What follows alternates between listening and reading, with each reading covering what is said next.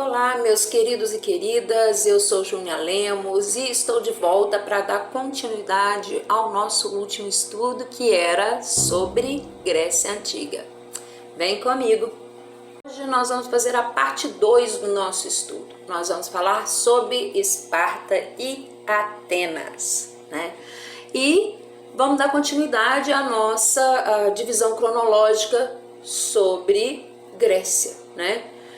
Hoje nós vamos falar sobre o período arcaico, que vai de 800 a.C. a 500 a.C. E vamos trabalhar também a formação das polis. O que são polis? São cidades gregas, né? Cidades autossuficientes, independente política. Atenas estava localizada no norte da Península Ática, tá? Região montanhosa, e tinha uma vista muito privilegiada, né? Ela avistava todo o mar Mediterrâneo, todo o mar não, né? Uma grande parte do mar Mediterrâneo e praticamente toda a Península Balcânica, mas tinha um solo pouco fértil, né? Vamos para a organização social dessa cidade aí, dessa Atenas, né? Vamos começar primeiro por quem não tinha direito, né? Quem não era cidadão em Atenas, né? Quem não era cidadão? Vamos começar por primeiro aí, que são os escravos, né? Temos que entender que a escravidão aí na Grécia ela é a base, é o que sustenta a Grécia, tá? O modo de produção da Grécia é escravista, mas não é para a gente comparar com a escravidão do século XV, que vai acontecer aí, né? Europa, né? África, aquela região toda, e Américas. Não podemos comparar com isso aí. A escravidão do século XV, né? Ela se dá por cor, né? Nós vamos ver que os negros é que são escravizados. Aqui na Grécia, não. A escravidão ela acontece por dívida e por guerra, né? Por dívida, a escravidão ela era temporária ou permanente. Depende aí de quanto que você deve, qual que é o arranjo que você vai fazer com quem você está devendo, né? E por guerra, aí, né? Uma tribo capturava outra, um grupo capturava outro, e aí ficava, né, como escravo. Então, a escravidão na Grécia é extremamente importante que a gente entenda isso, que a escravidão grega não é por cor, tá bom? E esse escravo, ele vai trabalhar onde? Esse escravo, ele vai trabalhar na agricultura, no plantio de vinhedos, né? Nas oliveiras, né? Mexendo com as oliveiras e tudo mais, e até dentro de casa, como um escravo doméstico também. Quem mais não era considerado cidadão na Grécia? Nós vamos ver aí que o estrangeiro, né? Nós vamos chamar esse estrangeiro de metecos, né?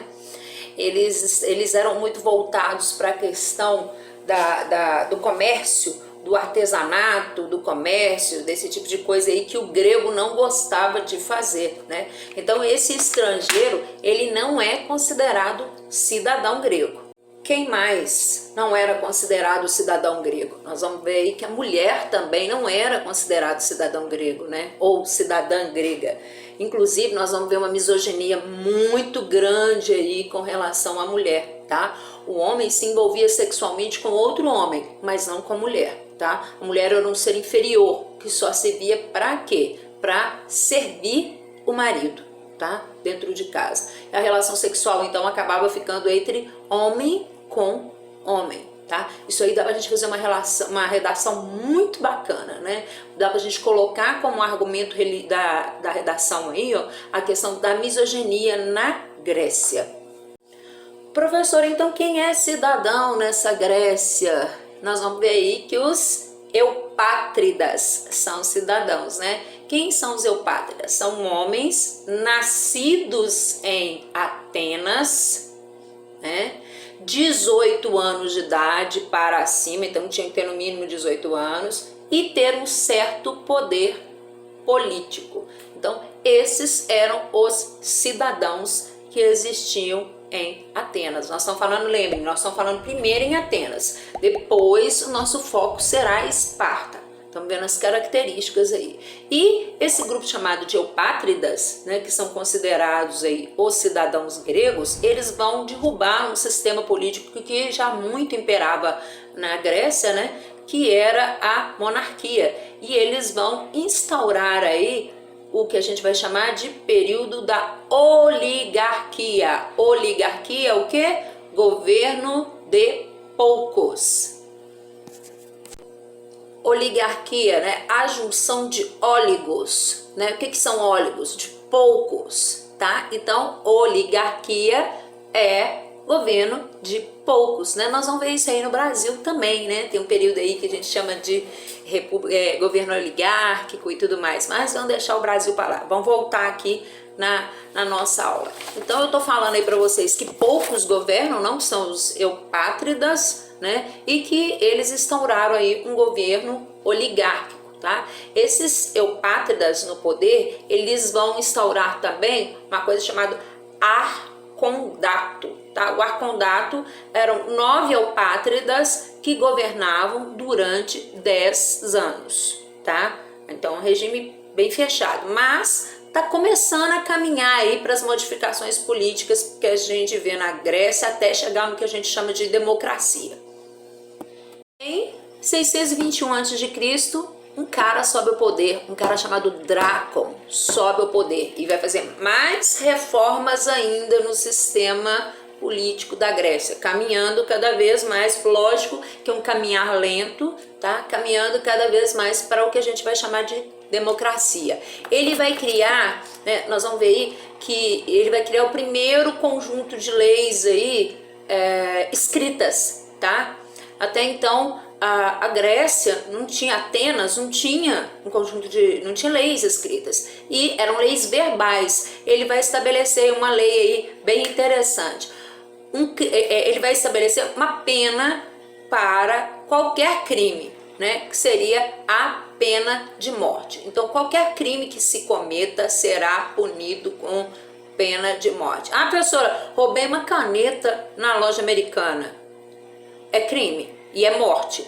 Ah, assassinou 300 ali na esquina, ali, ó, e tal, é pena de morte, tá? É de 8 a 80. Nós vamos ver aí que o Drácon, ele vai funcionar desse jeito. Então, mas é interessante porque nós vamos ver aí a primeira lei escrita. Até então era oral, né? Então, é um avanço? É aquilo que eu falei. É lento, mas é um avanço. Depois de Drácon, quem assume o poder? Um cara chamado Solon, tá? Em 594 a.C. Uma das coisas que ele vai fazer é abolir a escravidão por dívida, tá?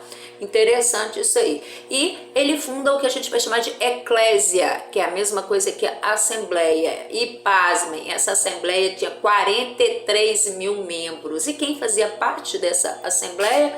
Homens nascidos em Atenas, com mais de 18 anos. Acrescentava uma coisinha agora, né? Tinham que ter prestado serviço militar para a região, no mínimo por 2 anos, tá bom?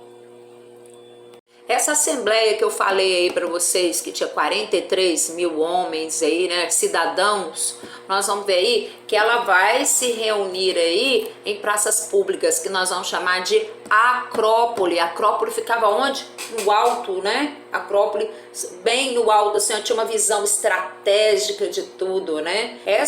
O fato de ficar no alto é valor estratégico e também simbologia, né, de poder. Ó, é o prédio que você vê em qualquer canto da cidade. Então era extremamente importante aí a Acrópole lá no alto, né? E dentro dessa Acrópole tinha um local onde as pessoas se reuniam, né, que nós vamos chamar de ágora, né? A ágora era o local de reunião dentro dessa praça aí, né, onde eles vão discutir a política, né, do país, né, de Atenas. Recapitulando, então, nós vamos ver que Solon sobe ao poder em 549 a.C. Uma das coisas que ele vai fazer é acabar com a escravidão por dívida, né? Ele vai trabalhar só com a ideia da escravidão por guerra, não é isso? Ele vai virar e vai falar assim, ó, tem gente demais aqui, tem escravo demais aqui, vamos respeitar o povo grego, escravidão por dívida, não mais. Não é isso? E aí nós falamos que ele funda a Eclésia, né, que é uma assembleia com 43 mil cidadãos gregos, né? Lembrem, cidadão, homens nascidos em Atenas, filhos de pai e mãe ateniense, né, 18 anos para cima, ter prestado serviço militar para Atenas, né? Então ele está ampliando isso aí. E aí eu falei para vocês também que eles vão começar a se reunir na Acrópole, né? Um local estratégico, alto e tudo mais aí, que você tem uma visão da cidade inteira e mostra também até o seu poder. Falei também que todas as cidades têm uma Acrópole. Dentro dessa Acrópole, vamos lá, nós temos a Ágora, que é uma praça onde se vende, se compra, se faz tudo, e ali também se discute a política. E aí, continuando, né, com as modificações aí que o Solon está fazendo, nós veremos também que vai ser criada a Bulé. O que é Bulé? Né? A Bulé, ela é composta por 400 cidadãos atenienses, né, respeitando agora um critério interessante, que é a idade. A idade agora, ela é mínima de 30 anos. Por quê? Porque nós vamos ver aí que o grego tem um respeito muito grande pelos mais velhos. Então, ele vai permitir que os mais velhos façam parte dessa Bulé, né? E as pessoas que são escolhidas para Bulé, elas são escolhidas através de um voto censitário. Ela vai enfrentar a questão do voto censitário, né? O voto censitário, ele é restrito a algo. Então vamos ver quem é que tem direito de votar aí para escolher quem vai fazer parte da Bulé. Nesse caso, o voto censitário vai permitir que vote apenas quem tivesse propriedade, né? Ou grande propriedade de terra. Sistênes, tá? Vamos guardar esse nome? Sistênes assume aí o poder em 507 a.C. E ele vai transformar a Grécia aí no mais próximo a uma democracia, né? Até então, o mais próximo a uma democracia vai ser o que ele vai fazer, né? Uma das reformas que ele vai fazer e que vai parecer com que a Grécia se transforme numa democracia, né? Nós vamos ver aí que ele aumenta a capacidade da Bulé, né? De 400, nós vamos ver que ele aumenta para 500 membros, né? 500 pessoas participantes, ou seja, ele está dando uma maior amplitude na participação política aí. E como que ele aumenta ele passa de 400 para 500 pessoas participando da Bulé? Ele vai pegar aí as 10 tribos próxima, né, de Atenas, que vivem ali em Atenas, e que habitavam a polis, né, e vai permitir que essas 10 tribos elejam 50 participantes, 50 cidadãos aí para compor a Bulé. E a Eclésia, ele vai aumentar a capacidade, o número de participantes da Eclésia? Vai. Né? A Eclésia vai passar de 43 mil para 60 mil homens. Então ele amplia também o número de participantes aí. E ele faz mais mudanças? Fazer sim. Nós vamos ver o surgimento aí, ó, a palavra é estranha, né? Estratego. O que é isso? Lembra muito, é o poder executivo dentro de Atenas. Nós vamos ver aí, sabe as 10 tribos que eu falei para vocês aí que poderiam escolher aí os membros da Bulé? Então, essas 10 tribos aí, elas vão escolher um participante de cada tribo para compor aí o poder executivo, que a gente vai chamar de estratego. Agora, nós vamos falar dos espartanos, né? Nós vamos ver que a sociedade espartana, ela é um pouco diferente da ateniense, mesmo porque, né, uma é totalmente militarizada, né, e a outra já voltada para a política, para a filosofia, isso que nós já vimos, né? Mas vamos lá para a localização de Esparta. Esparta está localizado na Lacedônia, próximo à província do Peloponeso. Nós vamos falar da região do Peloponeso, da Guerra do Peloponeso, uma das próximas aulas que eu vier aí trabalhar com vocês, história antiga, né? Vamos lá. Quem é cidadão aí em Esparta? Eu tenho homem nascido em Esparta e que iniciou seu treinamento militar desde os 7 anos de idade. Ó, em Esparta nós vamos ver aí que as crianças eram tiradas de suas casas e eram levadas para ter todo o treinamento militar até se tornar um grande guerreiro. tá? Então passava por uma série de provações. Ele ficava próximo à mãe só até seus 7 anos de idade. Então é aquilo que eu já falei antes, Esparta é uma sociedade militarizada. E a situação da mulher aí é um pouquinho diferente da situação de Atenas. Não é que a mulher viva numa situação, né, semelhante ao que a gente vive hoje, não. Ainda é bem inferior, mas um pouco melhor do que era em Atenas. Nós vamos ver aí que a mulher é mais reconhecida, por quê? Porque ela é aquela que dá a vida ao guerreiro, né? É aquela que passou por dores, é aquela que está passando, né, por uma batalha para dar a vida, é aquela que deu a luz a um guerreiro. Então, ela é um pouco mais reconhecida aí do que em Atenas. Quem pega no pesado aí em Esparta é um povo que nós vamos chamar de ilotas. Tá? Eles já viviam na região, tá? Quando a região é invadida aí por Dórios, aquela coisa toda, eles já viviam ali. Eles não são escravos, mas eles são servos, tá? Eles fazem todo o serviço pesado aí. O que diferencia o servo do escravo aí? O servo, ele não pode ser vendido, né? Mas é ele que sustenta, que faz todo o trabalho aí na região espartana.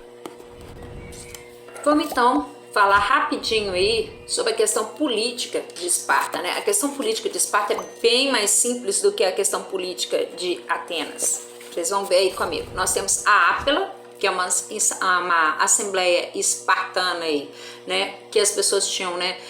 Lógico, quem participa é homem, aquilo que eu já falei para vocês, né? Cidadão espartano, mas a faixa etária aí é a partir de 30 anos. E o que eles decidem nessa Ápila? Eles decidem, eles vão deliberar, né? Eles vão discutir, decidir sobre guerra e paz. Se vai guerrear, se vai ficar em paz ou não. Aquilo que eu já falei, essa é uma região mais voltada para a guerra, né?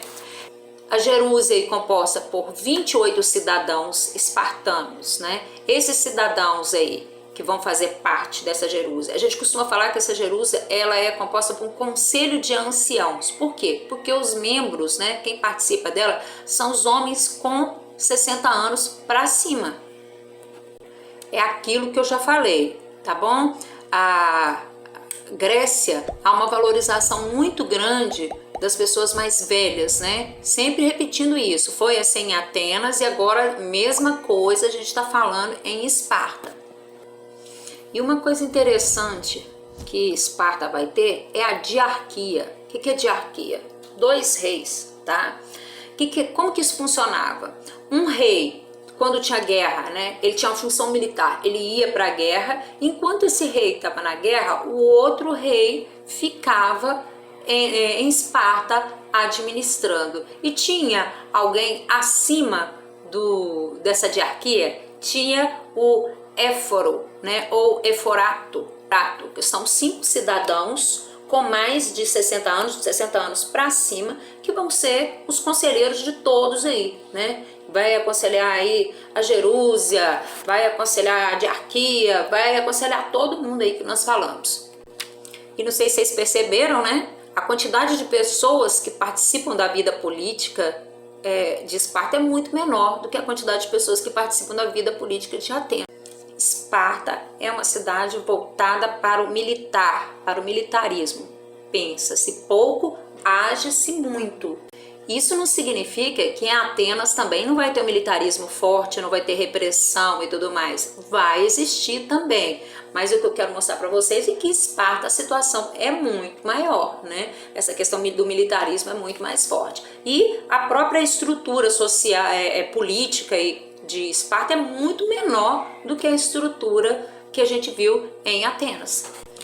E aí eu quero que vocês entendam aí, consigam diferenciar Atenas e Esparta em Lemne. Esse é um conteúdo muito cobrado no Enem, né? Não tem como deixar passar batido. Vocês têm que saber diferenciar uma e outra, que é o que eles esperam de vocês na prova, tá? É muito cobrado, tanto o Enem como vestibulares, né? E até mesmo colégio e tudo mais. Uma das coisas que os professores mais pedem é essa diferenciação entre as duas cidades, que nós fizemos hoje na aula.